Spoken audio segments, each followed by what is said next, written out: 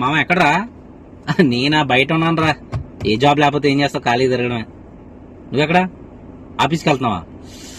నీలాంటి వాళ్ళ వల్ల సమాజం ఏమైపోతుందో కూడా అర్థం కావట్లేదురా. ఎందుకంటే రోజు ఆఫీస్కి వెళ్ళిపోతే మైండ్కి రిలీఫ్ ఉండాలి కదరా, అప్పుడప్పుడు సెలవు పెడుతుండాలరా.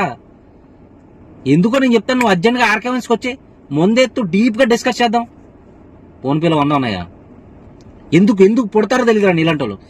మినిమం కామన్ సెన్స్ ఉండదు.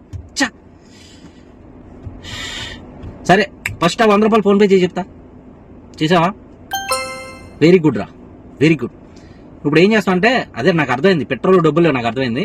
నువ్వు బైక్ తీసుకెళ్ళి ఇంటి దగ్గర పెట్టు, ఆఫీస్కి నడుచుకుంటూ వెళ్ళు. ఎందుకంటే రా ఎనర్జీ వస్తుందిరా. నువ్వు రోజు బైక్ మీద వెళ్ళిపోతుంటే బాడీకి బద్ధకం వచ్చేది, ఎనర్జీ ఉండదు, ఆఫీస్లో వర్క్ చేయలేవు. అదే రోజు నడుచుకుంటూ పరిగెట్టుకుంటూ వెళ్ళావు అనుకో, ఎనర్జీ వస్తుంది, వర్క్ ఎరగదీస్తావు, ఎండి పొగుడతాడు రా. అర్థం చేసుకోవు, ఎప్పుడు బాగుపడతావు ఏంటో.